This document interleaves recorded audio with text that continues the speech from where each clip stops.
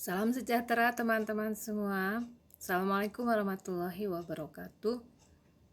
Rahayu, Om Swastiastu. Semoga dalam keadaan sehat dan penuh semangat masih belajar psikologi kepribadian 2 kali ini dengan mengurai teori kepribadian dari masing-masing tokoh humanistik dan analisis eksistensial. Sebelum itu kita kerangkakan terlebih dahulu bahwa psikologi kepribadian, belajar teori kepribadian dalam sistem untuk menggambarkan gambaran kepribadian. Kita sudah membahas bedanya dengan karakter, watak, dan sifat, dan seterusnya, khususnya kepribadian dalam rangka menggambarkan sistem kepribadian bekerja. Untuk itu kita identifikasi ada struktur kepribadian yang masing-masing bagian bekerja secara tertentu dalam suatu konstruksi dan integrasi. Hasil kerjanya membentuk suatu proses yang namanya dinamika kepribadian. Setelah itu, bahwa sistem ini bekerja dalam konteks kehidupan society di mana mengalami perubahan baik pertumbuhan dan perkembangan kepribadian dalam pengaruh dan mempengaruhi kehidupan sosial. Nah, inilah sistem kepribadian, dan fokusnya di psikologi kepribadian mengungkap struktur dan dinamika kepribadian, karena untuk perkembangan besar diungkap di psikologi perkembangan. Nah, khususnya kepribadian 2, teman-teman fokus pada pendekatan humanistik dan analisis eksistensial. Nah, sebelum itu patut dilihat kita di dalam kerangka teori kepribadian, bahwa sebelum bicara teori kita bicara bahwa apa yang kita bicarakan dengan teori itu adalah mengenai kepribadian.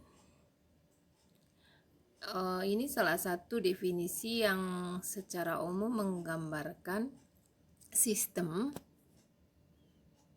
ya, adalah suatu keragaman pengintegrasian dari komponen yang membentuk kepribadian dari suatu totalitas kepribadian. Totalitas itu sebagai suatu sistem yang punya karakteristik tertentu di setiap bagiannya, komponen di sini disebutnya, dan setiap komponen ini terintegrasi dengan cara tertentu. Disinilah dikatakan karakteristik kepribadian. Ada disebut keragaman pengintegrasian. Baiklah,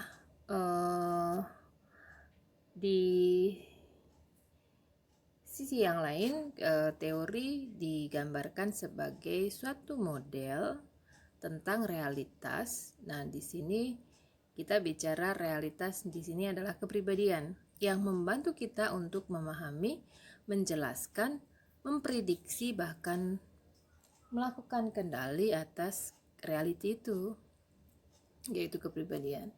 Jadi dengan model ini nanti kita bisa memahami, bahkan menjelaskan gambaran sistem kepribadian bekerja, memprediksikan dalam situasi tertentu akan tertentu, dan juga bahkan melakukan pengendalian untuk tentunya kalau di psikologi lebih sehat, lebih berkualitas, lebih optimal, bahkan lebih bahagia dan sejahtera. Teman-teman, untuk teori atas personality akan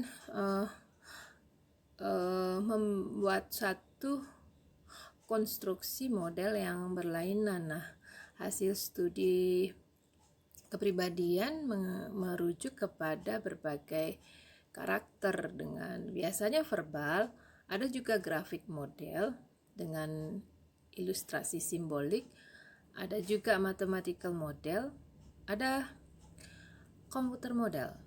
But what are the basic form ya? Tentunya iya. Nah, melihat berbagai model ini teman-teman pastinya sudah ingat teori apa, modelnya seperti apa, apakah mathematical model ataukah grafik model dengan simbolik ilustrasi ya. Karena teman-teman kan sudah diskusi bersama, menelusuri teori, kemudian menyusun laporan, mempresentasikan dan juga menjawab berbagai pertanyaan dalam diskusi. Nah, itu menjadi bekal awal kita, dan sekarang ini kita mencoba menegaskan dari masing-masing teori untuk identifikasi secara akurat sistemnya untuk struktur, baik struktur maupun dinamika kepribadian yang nantinya akan kita gunakan untuk menjelaskan, menggambarkan kepribadian. Nah, untuk model ini didasari oleh pendekatan yang berlainan, maka dia akan fokus pada aspek yang berbeda-beda untuk teori yang dibangun oleh masing-masing tokoh gitu. Bicara pendekatan, kita bicara konstruksi model teori tertentu dan itu akan merujuk kepada atribut esensial atau aspek yang fokus pada aspek tertentu dari kepribadian yang berbeda pula. Baiklah teman-teman, dengan pendekatan humanistik mencoba memahami perilaku sebenarnya adalah sistem kerja kepribadian yang kita lihat melalui berbagai bentuk perilaku. Khususnya pendekatan humanistik mengungkap pengalaman subjektif individu. Jadi pengalaman ini khususnya dengan pandangan humanistik melihat manusia secara positivistik, berdaya, memiliki kekuatan untuk mengatur kehidupannya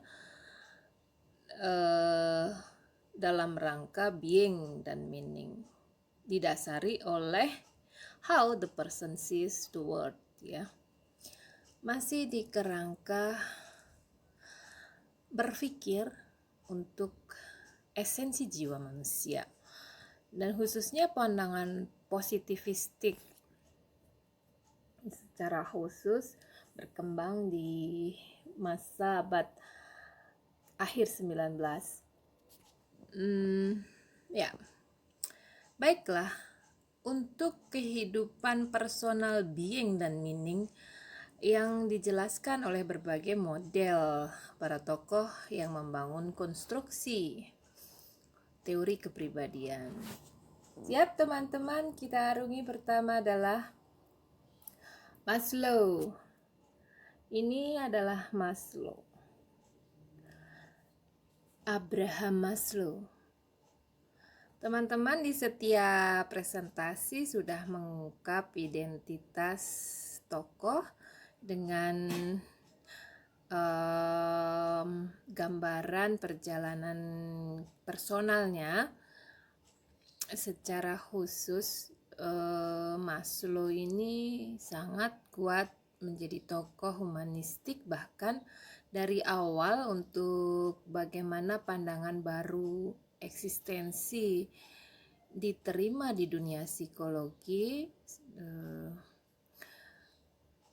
bahkan hingga kalau teman-teman ingat uraian pendekatan transpersonal ini diawali dengan sejarah bagaimana Maslow ini dan kawan-kawan berjuang di dalam penerapan psikologi positif hingga kesadaran akan dimensi spiritual hingga lahirnya transpersonal.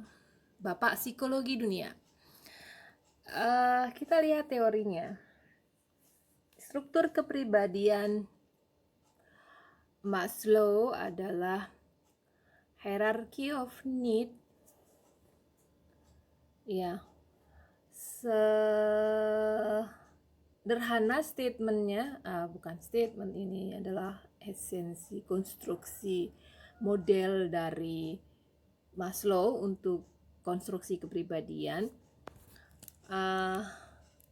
Sebuah piramida yang menyusun need dalam hierarki. Jangan salah nih, nggak sederhana ya. Hierarchy of need. Nah, sebelum kita mengurai secara konstruktif untuk teori Maslow dengan hierarkinya, kita kenalan dulu dengan masing-masing need di dalam konstruksi hierarki ini. Di paling bawah ada physiological need, kemudian naik lagi ke atas ada safety need, belongingness and love need, esteem need, dan self actualization need. Sementara ya, nanti lagi di perkembangannya ada lagi di atas aktualisasi diri adalah transcendent.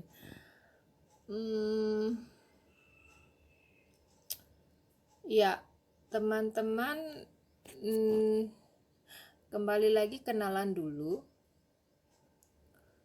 dengan masing-masingnya. Kita lihat di dua need paling bawah dikatakan sebagai basic need, dua di atasnya lagi belonging and love need, juga esteem need adalah psychological need, dan paling atas aktualisasi diri adalah self fulfillment need. Iya, tersusun dalam suatu piramida yang berfungsi sebagai konstruksi hierarki. Apa hierarki, teman-teman? Apa hierarki? Baiklah, kita jelaskan. Kemarin sempat diskusi di kelas ketika presentasi ya. Hierarki ini memuat level, tingkatan. Nah, tingkatan itu benar, memuat level di setiap tingkat dari need ini.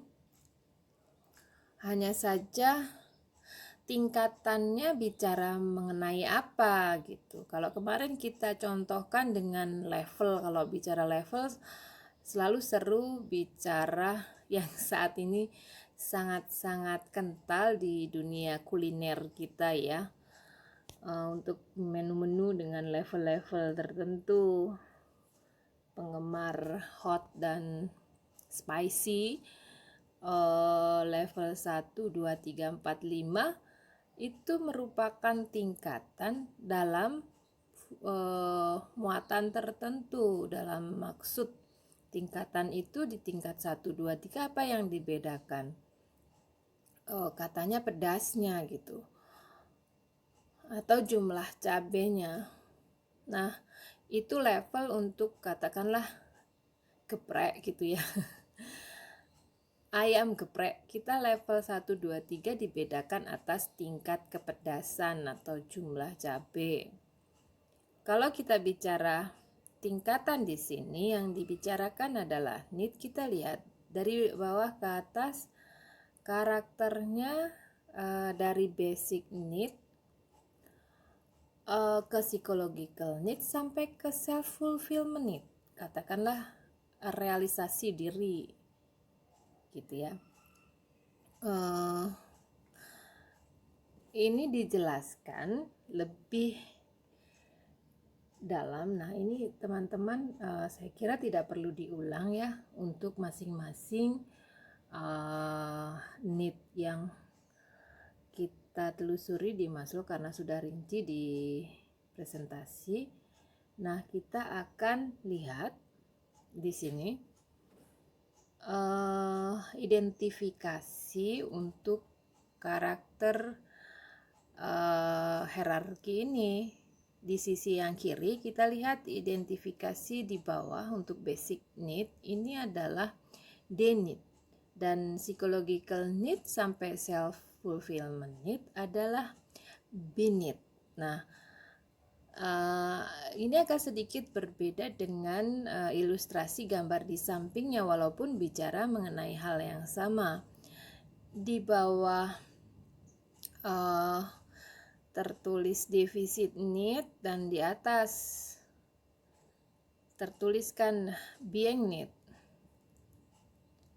Nah, teman-teman, sebuah ilustrasi grafik atau simbolik punya maksud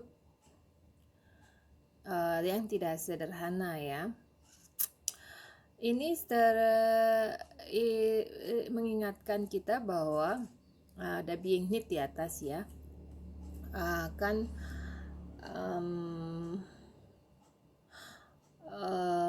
Kita bicara Maslow ini jangan lupa bahwa dia di dalam kerangka humanistik gitu, bicara personal being dan meaning gitu loh. Gitu loh. Jadi bukan sederhana ketika ini adalah hierarki. Ternyata teman-teman, bukan mengatakan adalah level need, seberapa besar need itu. Kalau dibandingkan tadi dengan kepedasan hierarki ya, kerangka kita harus kembali mengidentifikasi di sini hierarki bicara apa. Ternyata teman-teman, dari bawah berfungsi untuk bicara deficit need. Apa deficit need? Defisit itu adalah situasi kekurangan, sehingga need dasar ini berfungsi untuk memenuhi kebutuhan kekurangan yang ada di dalam kalau di paling bawah biologis, kebutuhan dasar, di atasnya adalah rasa aman. Ya, di sini harus dipenuhi gitu. Nah, semakin ke atas bicara dari mulai psychological need sampai ke atas, karakternya lebih being need. Untuk mewujudkan realisasi diri gitu.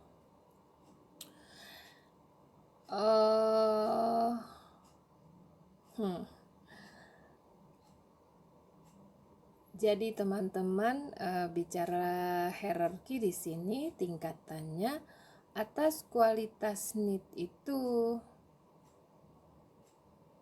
satu dulu. Ada yang lain? Iya.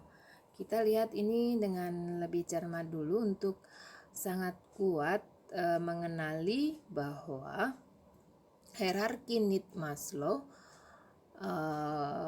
punya maksud simbolik ilustrasi yang lebih kompleks dari apa yang kita duga, karena bicara konstruksinya memuat maksud-maksud yang tidak sederhana dengan being need. Semakin mencapai puncak need dalam konstruksi ini, semakin mengarah kepada kebutuhan untuk being, menjadi tertentu, membentuk diri tertentu di dalam kehidupan.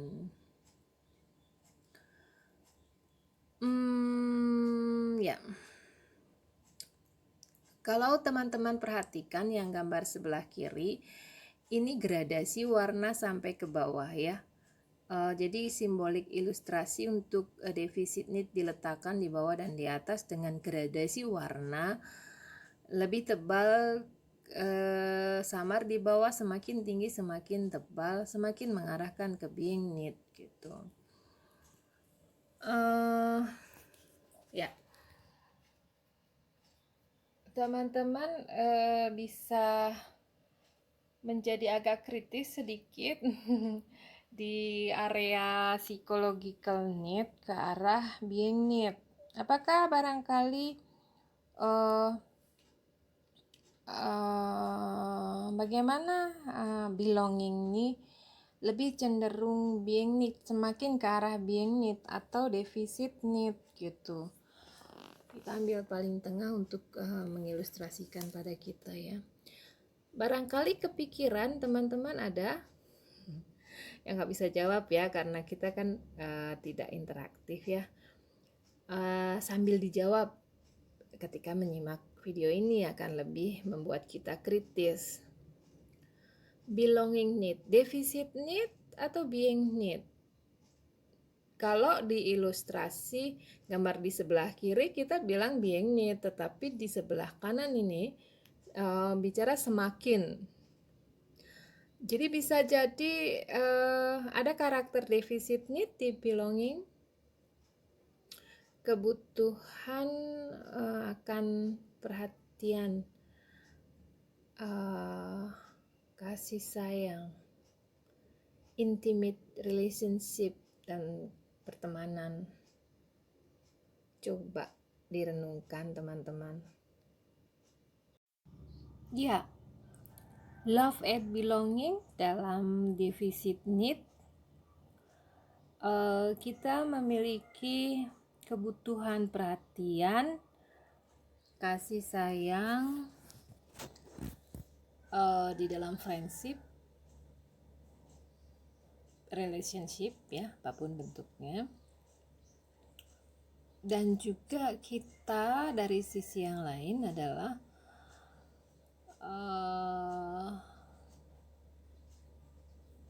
memberikan perhatian, kasih sayang, dan juga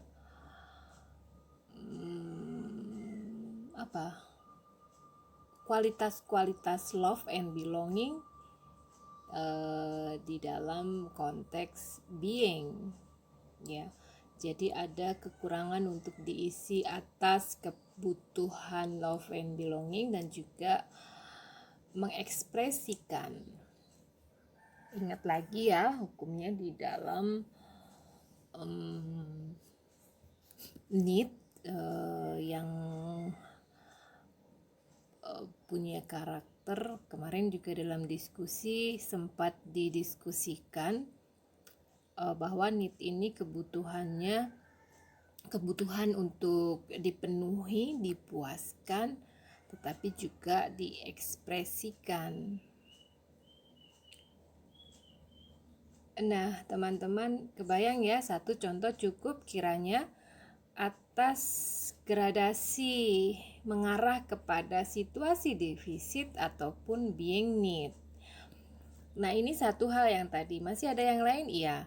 Ini kita baru membicarakan karakteristik need yang tersusun dalam konstruksi hierarki, memuat simbol informasi konstruksi, berfungsi dan bekerja secara tertentu, teman-teman ya.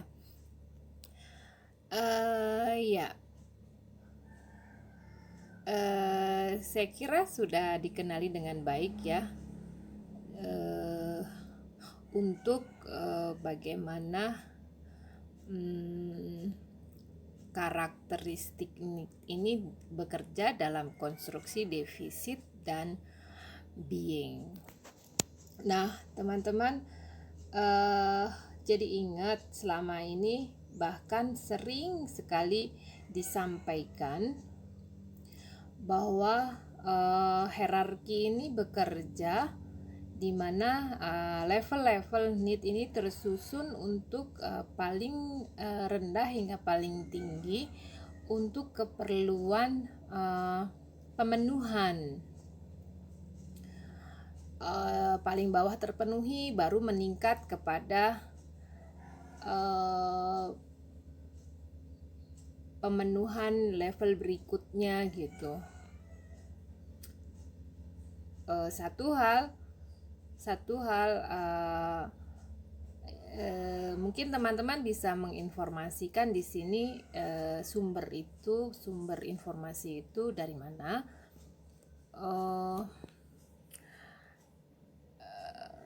Dari satu sisi. Dari sisi yang lain barangkali nanti kita bicarakan di akhir ya. Hanya saja dari penjelasan fungsi Selain atas defisit need dan being need ini, bahwa hierarki di dalam konstruksi teori Maslow ini bicara susunan, arrangement, need dalam tingkatan dari strongest sampai ke weakness, active and direct behavior. Coba ya, teman-teman bisa dicermati sebentar maksud dari statement ini menjelaskan konstruksi model hierarki need dari Maslow ini.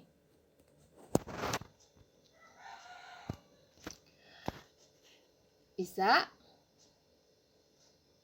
Ya, jadi susunan hierarki need dalam konstruksi piramida ini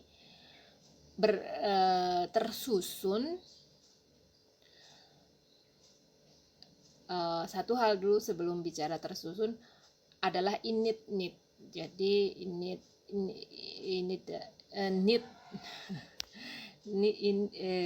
di dalam diri kita yang tersusun untuk kekuatannya atau kelemahannya. Dari lemah ke kuat, need itu aktif, jadi bekerja di dalam jiwa kita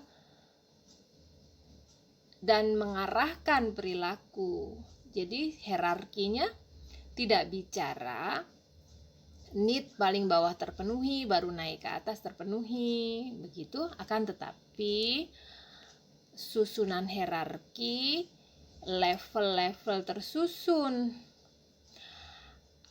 atas kuat lemahnya keaktifan need itu bekerja dalam jiwa, dan kalau aktif dia mendirect behavior gitu. Sangat khas. Tertangkap ya teman-teman.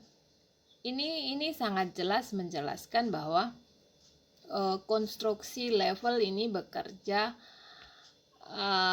dari need yang berfungsi, kalau ini aktif, bekerja dalam jiwa kita, kuat hingga ke lemah, dan koaktif ini dia mengarahkan perilaku karena dia need gitu. Bekerjanya dia akan mengarahkan kita bertindak memenuhi need itu dalam rangka defisit atau dalam rangka being need, teman-teman. Baiklah, perlu dicerna dulu mengingat bahwa apa yang telah masuk di dalam pengetahuan kita, katanya bahwa need itu tersusun atas need paling rendah hingga level atas yang bekerja untuk dipenuhi pada level terendah dan bertingkat terus untuk dipenuhi selanjutnya. Apa bedanya dengan penjelasan ini yang mengungkap bagaimana need itu aktif dan mengarahkan perilaku atas kekuatannya, jadi tersusun dalam kekuatannya. Jadi kalau kembali kepada tadi dianalogkan kepada level geprek dengan level 1, 2, 3, 4, 5, dia memuat kepedasan. Kalau di sini bicara need hierarki Maslow, bicara innate need berfungsi aktif dan direct untuk strongest sampai ke weakness. Jadi susunannya akan tertentu yang mengarahkan behavior. Boleh dicerna dulu teman-teman.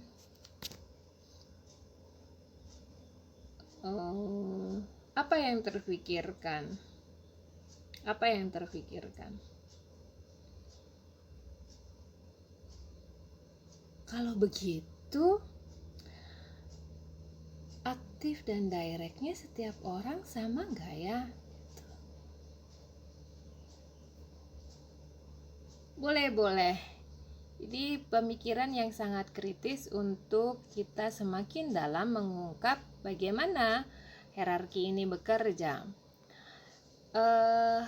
Satu hal yang perlu dipastikan bagaimana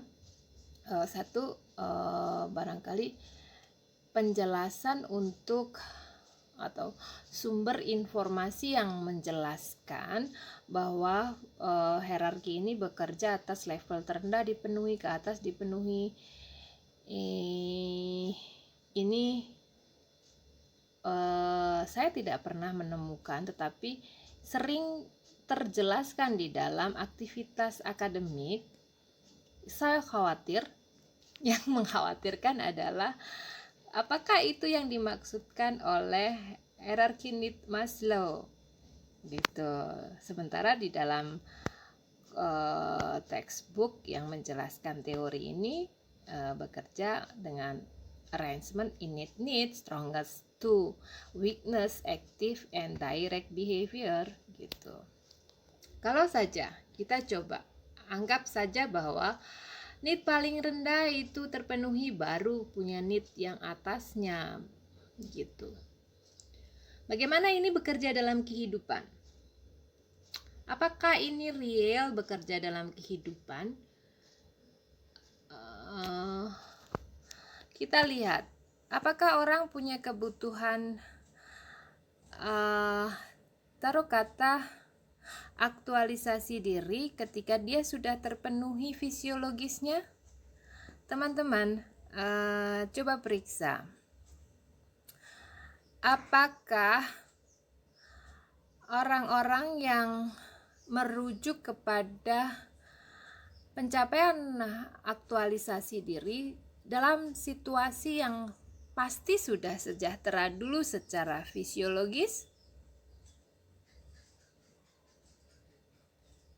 Kalau kita lihat, justru orang-orang sukses yang mencapai aktualisasi diri tertentu, dia berangkat dengan banyak kekurangan fisiologis.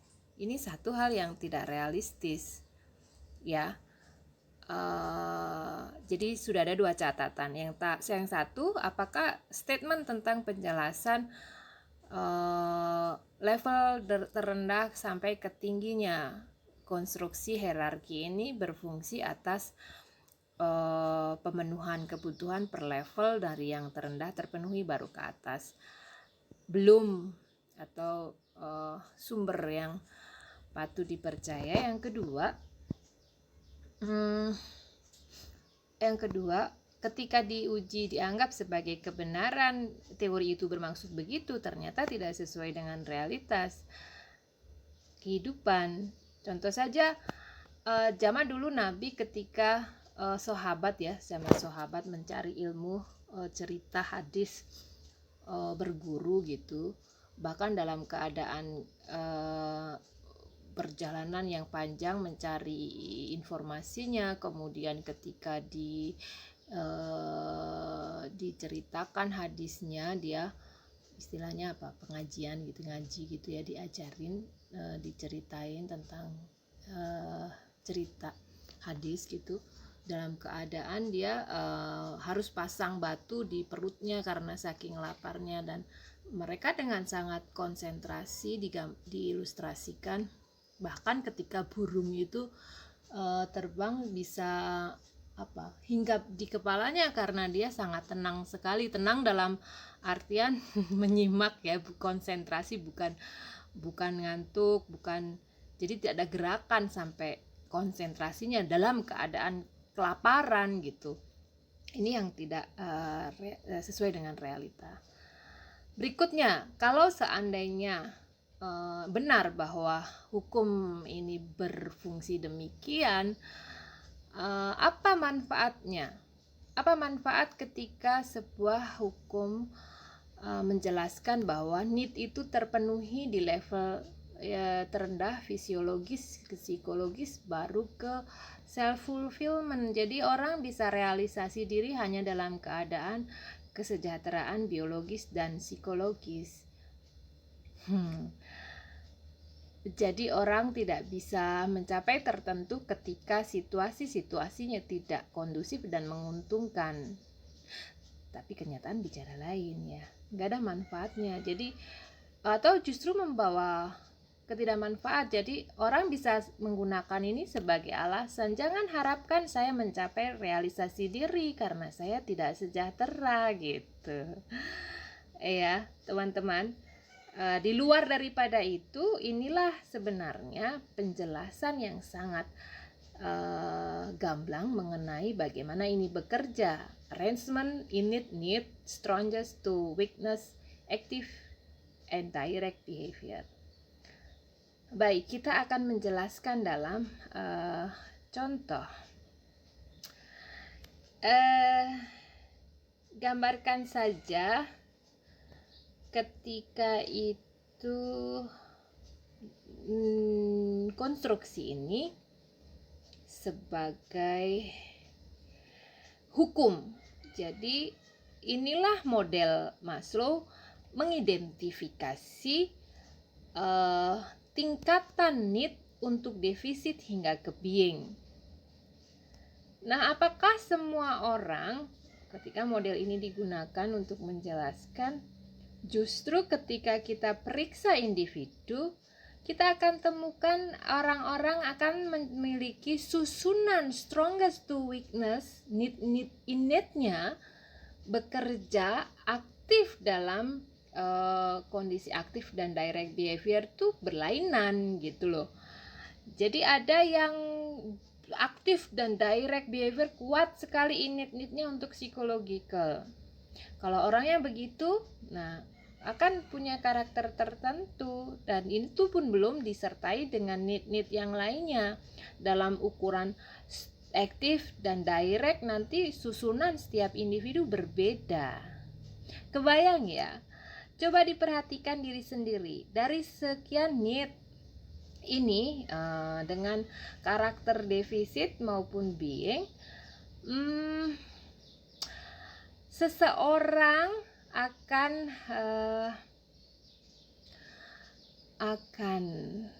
punya susunan seperti apa gitu. Atau kita periksa diri sendiri. Apa yang paling dari mulai mana kita terlihat sangat strongest untuk aktif dan direct innate need kita gitu. Kebayang ya? Baiklah teman-teman. Dalam meeting nanti kita akan bisa diskusikan gambaran yang lebih detail untuk bagaimana konstruksi hierarki atas stronger and weakness, strongest to weakness, innate need, active and direct behavior ya. Kini kita masuk kepada dinamika kepribadian Maslow. Pertama adalah motif. Motif menggerakkan. Ya, motif itu menggerakkan atas adanya need, maka muncullah motif, dia menggerakkan individu untuk bertindak atas need dalam rangka memuaskan, memenuhi kebutuhan atau bahkan mengekspresikan. Itulah motif. Pendorong individu bertindak. Di dalamnya termuat energi dan seberapa besar need itu menggerakkan individu. Itulah motif. Nah, bagian 2 ternyata motif ini tidak statis, artinya dengan berjalannya cara individu bertindak mengekspresikan atau juga memenuhi, dia meningkat dalam rangka pemenuhan maupun pengekspresian kebutuhan.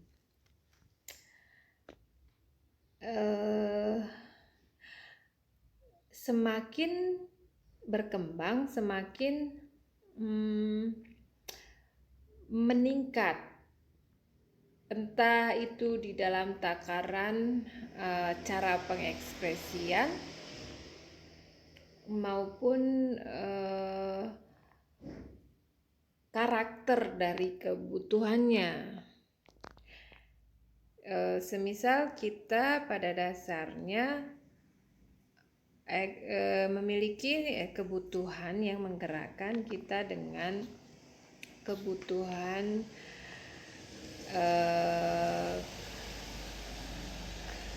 kesejahteraan,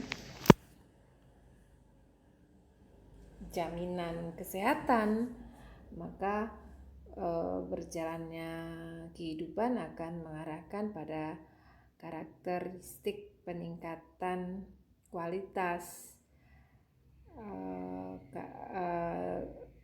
karakter kesejahteraan maupun bagaimana pengekspresian dan pemenuhan kebutuhannya.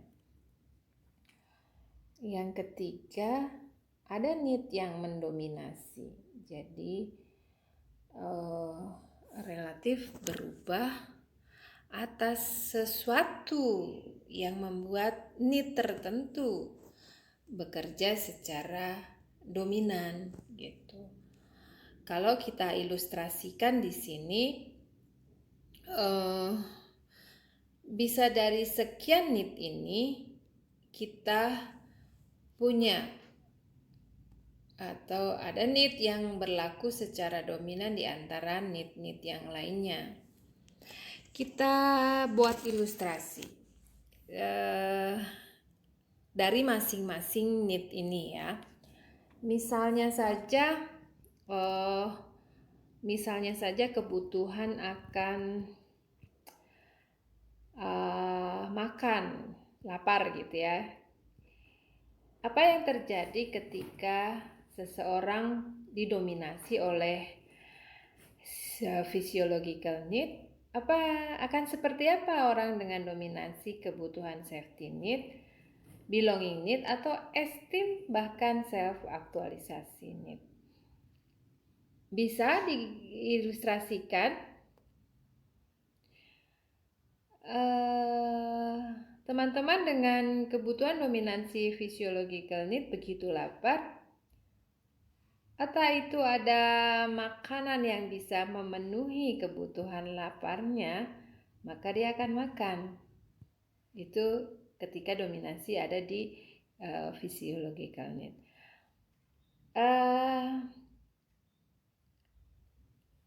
Kita buat contoh aja ya.